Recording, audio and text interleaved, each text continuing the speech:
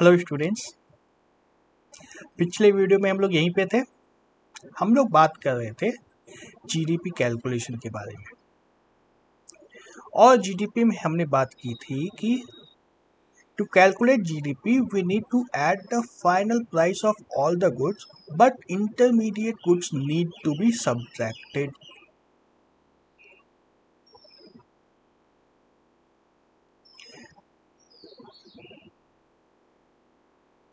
Concept समझ में आ रहा है? अब क्या बात की थी हमने बात की थी कि यदि एक इंडस्ट्री है, चलो अब नया एग्जाम्पल लेते हैं। एक इंडस्ट्री है,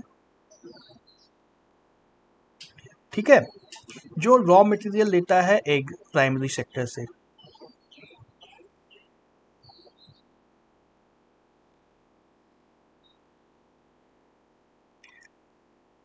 प्राइमरी सेक्टर से कुछ रॉ मटेरियल लेता है। ये हो सकता है कुछ सेकेंडरी सेक्टर से भी लेता हो। सेकेंडरी सेक्टर में क्या रॉ मटेरियल ले सकते हैं? जैसे हमारी बिस्किट कंपनी ही ले लो। रॉ मटेरियल पहले लिख देता हूँ मैं। रॉ मटेरियल, हाँ, बिस्किट कंपनी है, बिस्किट इंडस्ट्री है। प्राइमरी सेक्टर से क्या रॉ मटेरियल लेगी है? वीट। सेकेंडरी सेक्टर से क्या रॉ मटेरियल लेंगे? पैकेट के लिए प्लास्टिक। यहीं से आएगा ना। प्लास्टिक कहाँ से आएगा पैकिंग के लिए? प्लास्टिक फॉर पैकिंग यहीं से आएगा। तो एक इंडस्ट्री में रॉ मटेरियल किसी भी सेक्टर से लग सकते हैं। प्राइमरी सेक्टर से भी लग सकते हैं, सेकेंडरी सेक्टर से भी लग सकते हैं।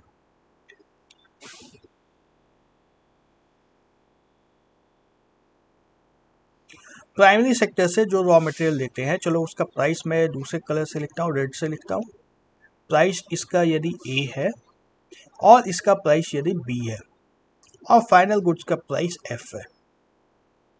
ऐसा ही हो रहा है ना, ऐसा हो रहा है। तो जब हम लोग कैलकुलेट करेंगे एक कंट्री का जीडीपी कितना हुआ, जीडीपी के कंट्री के कैलकुलेशन में ही इन सब की जरूरत पड़ेगी। तो हमें सारे फाइनल गुड्स की प्राइस को ऐड करना है। जीडीपी कैसे निकालते थे? जीडीपी याद आ रहा है? GDP is equal to market value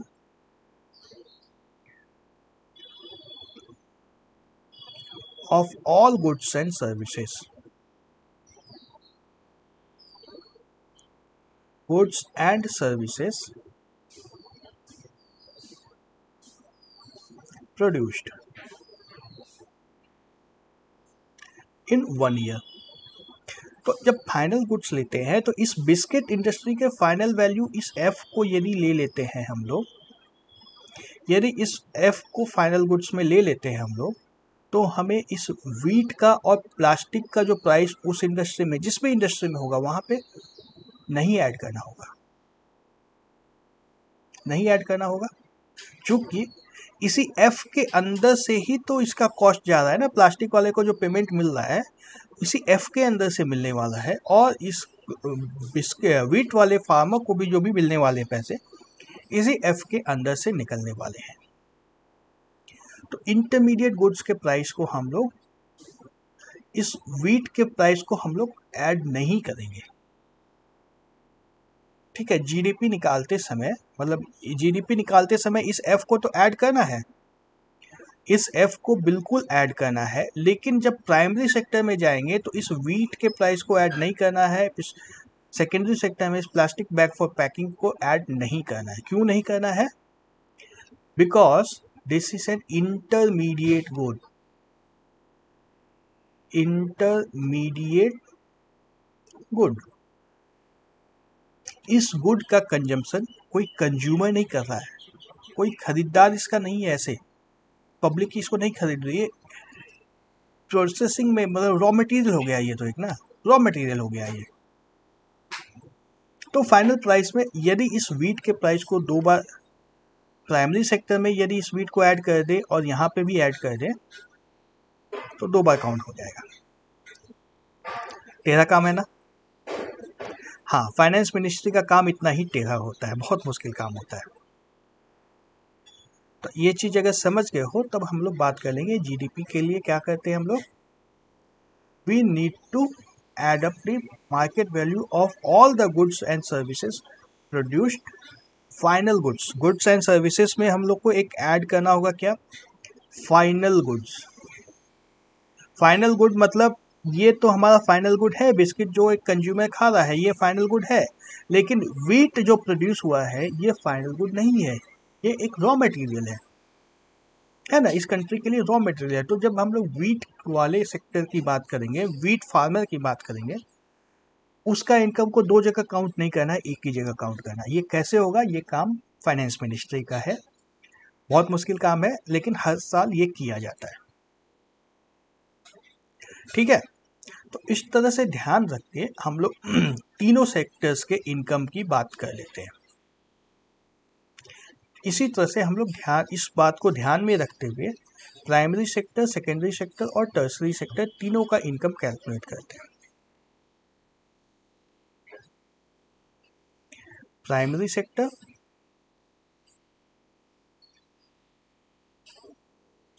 secondary sector और टर्सरी सेक्टर, तीनों का इनकम निकला।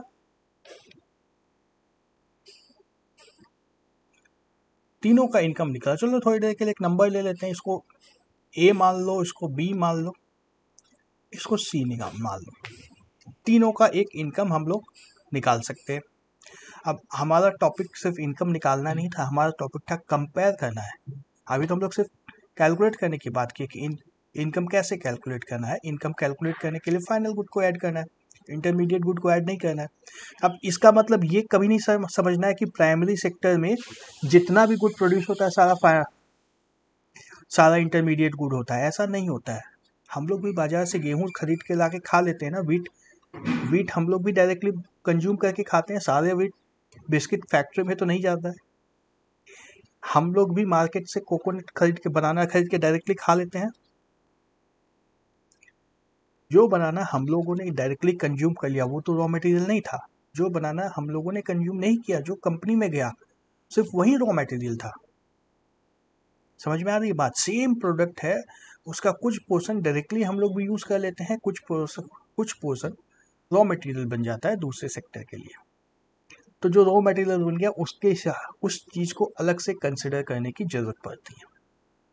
खैर, ये सब कंसिडर करके फाइनल जीडीपी तो निकलता ही है, हर एक सेक्टर का एक इनकम भी निकल जाएगा, है ना। इनकम निकल जाएगा, तीनों सेक्टर्स का कुछ ना कुछ इनकम निकल सकता है। तो तीनों को फिर हम लोग ग्रेड भी कर सकते हैं।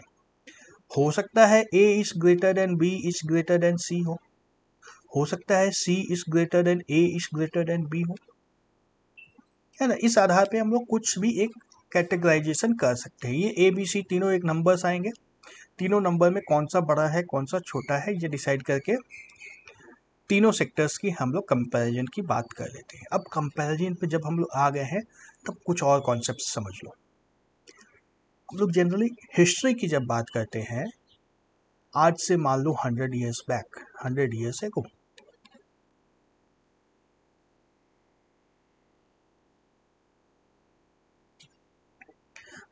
एगो, इस सेक्टर्स के टर्म्स में अगर हम लोग बात करें तो क्या लगता है क्या चेंज था। फार्मिंग ज़्यादा होती थी, इंडस्ट्री कम होता था, है ना। फार्मिंग वॉज मोर,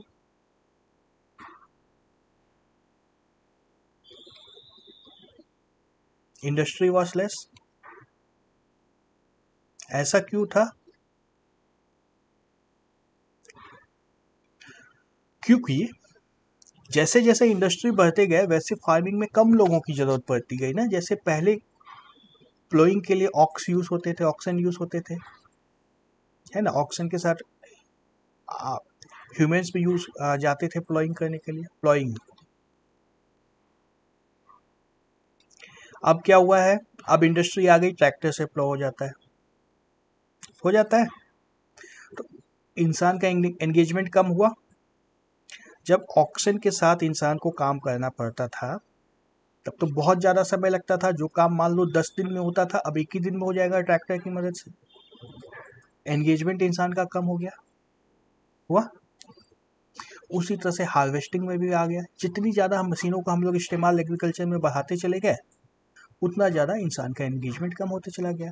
तो 100 ईयर्स एगो सारा काम तो मैनुअल होता था। उस समय ना ट्रैक्टर होते थे, ना कोई और मशीन होती थी, सारा काम तो मैनुअल ही होता था। तो फार्मिंग में बहुत ज़्यादा लोग एंगेज हो जाते थे और इंडस्ट्री में बहुत कम लोग एंगेज होते थे। धीरे धीरे इंडस्ट्री जैसे जैसे डेवलप हुई, तो फार्मिंग से लोग फ्री होते गए। अब प्लोइंग जब मशीन से काम हो रहा है तो इंसान की ज़रूरत नहीं है वहाँ पे। पहले बैलगाड़ी पे ट्रांसपोर्ट करना होता था यहाँ से वहाँ तक। तो एक बंदा कहलगांव से, यहाँ से मान लो दिल्ली जाना है उसको, वो बैलगाड़ी के ऊपर जा रहा है। दिल्ली तो शायद पहुँचना बहुत मुश्किल होगा। 200 किलोमीटर कहलगांव से यदि पटना जाना था, तब भी मान लो उसको 1 हफ्ता लग जाता होगा, आराम से लग जाएगा। बैलगाड़ी के ऊपर उसको बैठ करके जाना है, तो यहाँ से वहाँ पहुँचने में से 1 हफ्ता लग जाता था। अब ट्रक पे जाएगा अगर या ट्रेन में जाएगा, 5-6 घंटे 10 घंटे में पहुँच जाएगा। तो जो काम पहले 1 हफ्ते में हो रहा था वो 1 दिन में हो जा रहा है, आधे दिन में हो जा रहा है। समय बच रहा है वहाँ पे, है ना, ट्रांसपोर्टेशन की वजह से समय बच रहा है। तो जैसे जैसे सेकेंडरी सेक्टर डेवलप होता है ना, जैसे जैसे सेकेंडरी सेक्टर डेवलप होता है, प्राइमरी सेक्टर थोड़ा छोटा होते जाता है। ठीक है, फिर उसके बाद टर्सरी सेक्टर भी डेवलप होने लगता है। जैसे जैसे सेकेंडरी सेक्टर डेवलप होता है, जैसे जैसे ज़्यादा से ज़्यादा मशीन्स बनेंगे, ज़्यादा ट्रक्स बनेंगे, ट्रक को चलाने वाले भी चाहिए, मोबाइल बन रहा है, एयरटेल भी चाहिए, सर्विस प्रोवाइडर भी चाहिए उसके लिए। तो फिर बाद में टर्सरी सेक्टर का ग्रोथ होता है। तो first of all historically there was primary sector only, है ना। Historically only primary sector existed.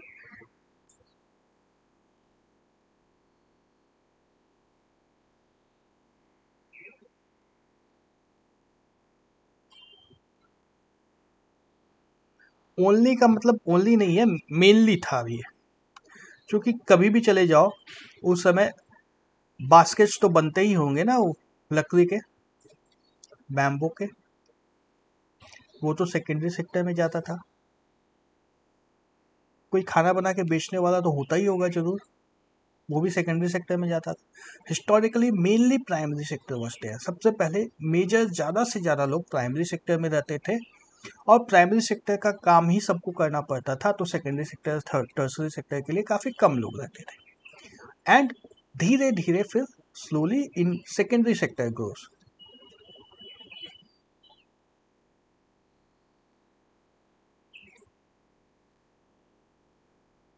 धीरे धीरे सेकेंडरी सेक्टर का डेवलपमेंट होता है, और सेकेंडरी सेक्टर में जब कुछ डेवलपमेंट हो जाता है, तब उसके बाद टर्सरी सेक्टर का डेवलपमेंट होता है। स्पेलिंग गलत हो रही है।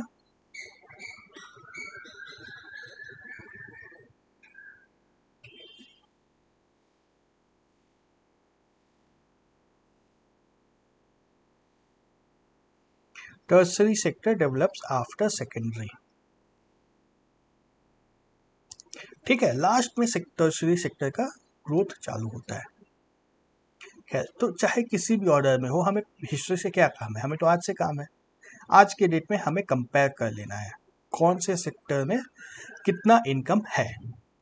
ठीक है, अब मान लो हमारा आज का सिनेरियो, अगर इंडिया की सिनेरियो की बात करें हम लोग, तो इंडिया में टर्सरी सेक्टर हमने सी से डिनोट किया था। सी सबसे बड़ा है, उससे बड़ा बी है, उससे बड़ा, उससे छोटा बी है, और सबसे छोटा ए है। प्राइमरी सेक्टर सबसे छोटा हो गया आज। ठीक है, आज की डेट में ये सिनेरियो है। खैर, इसके ऊपर और डिटेल्स में मैं अगले वीडियो में बताऊंगा, लेकिन अभी जैसे हमने डिसाइड कर लिया कि टर्सरी सेक्टर में सबसे ज़्यादा इनकम है, सेकेंडरी सेक्टर में उससे कम इनकम है, प्राइमरी सेक्टर में सबसे कम इनकम है। तो किस में डेवलपमेंट ज़्यादा होगा? ऑफ कोर्स सी में सबसे ज़्यादा होगा डेवलपमेंट। क्या सी में सबसे ज़्यादा डेवलपमेंट होगा? सी सेक्टर सबसे ज़्यादा डेवलप्ड होगा? आई मीन नहीं, सी सेक्टर के लोग, सेक्टर तो डेवलप हो गया but employees of the tertiary sector, उनकी इनकम सबसे ज़्यादा होगी क्या? कोई ज़रूरी नहीं है।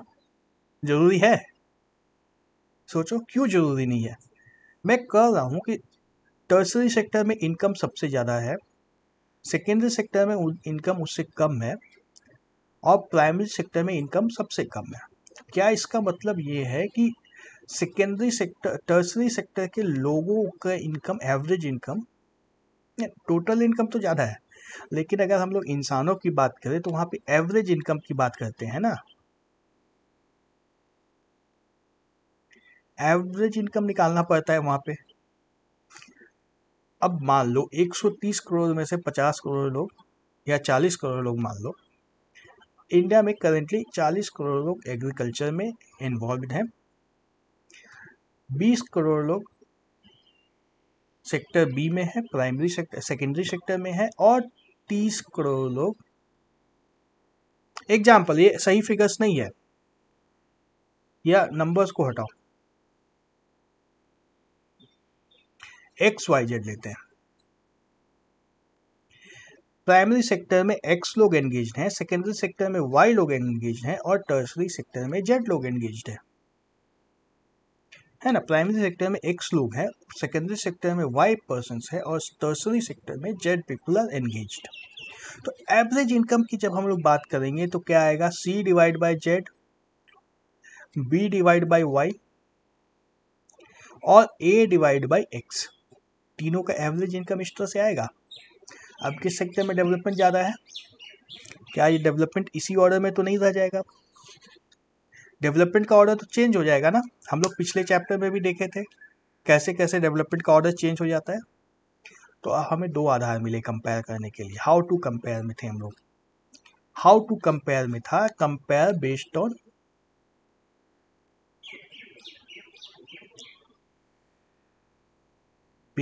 On total income, total income से सेक्टर कितना बड़ा है ये निकल जाएगा, और दूसरा आता है compare based on average income.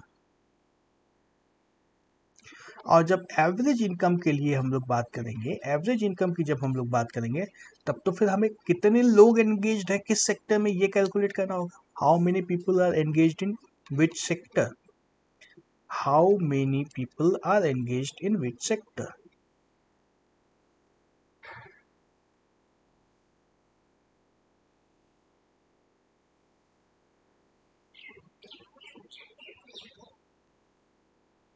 किस सेक्टर में कितने लोग काम कर रहे हैं, इसको भी अब देखना पड़ेगा।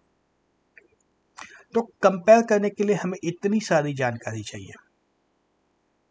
कितना कुछ हमने देखा अभी तक, बहुत सारी चीज़ें सीख ली।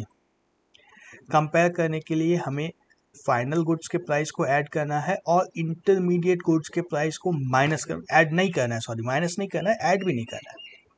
इंटरमीडिएट गुड्स के प्राइस को ऐड नहीं करना है। फिर हमने बात की कि फाइनल गुड्स के हिसाब से तीनों सेक्टर्स का फाइनल इनकम निकालते हैं, फिर अकॉर्डिंगली जीडीपी भी उसी हिसाब से निकलता है। बहुत ही मुश्किल काम है, जो काम इंडिया में फाइनेंस मिनिस्ट्री करती है। फिर हमने बात की तीनों सेक्टर्स में पहले प्राइमरी सेक्टर का डेवलपमेंट होता है, फिर सेकेंडरी सेक्टर का डेवलपमेंट होता है, फिर टर्सरी सेक्टर का डेवलपमेंट होता है। फिर उसके बाद हमने देखा कि फाइनल इनकम तो तीनों सेक्टर्स का निकाल लेते हैं, लेकिन सिर्फ इनकम से बात नहीं बनेगी, हमें चाहिए एवरेज इनकम। और एवरेज इनकम निकालने के लिए हमें अब यह भी पता करना होगा कि किस सेक्टर में कितने सारे लोग काम कर रहे हैं। उस हिसाब से फिर हम लोग एवरेज इनकम निकालते हैं। ठीक है, तो अगले वीडियो में मैं एग्जैक्ट नंबर्स के साथ, ग्राफ्स के साथ ये सारी चीज़ें बताऊंगा। इतनी सारी चीज़ें रखो दिमाग में अभी, कैसे कैसे कंपेयर करने में कितने सारे स्टेप्स इन्वॉल्व हैं, क्यों इन्वॉल्व हैं, कैसे इन्वॉल्व हैं, सारा पिक्चर एक बार क्लियर हो जाएगा, फिर हम लोग एक्चुअल कंपैरिजन पे आते हैं। ओके, इस वीडियो को यहीं पे स्टॉप करता हूँ। Bye bye.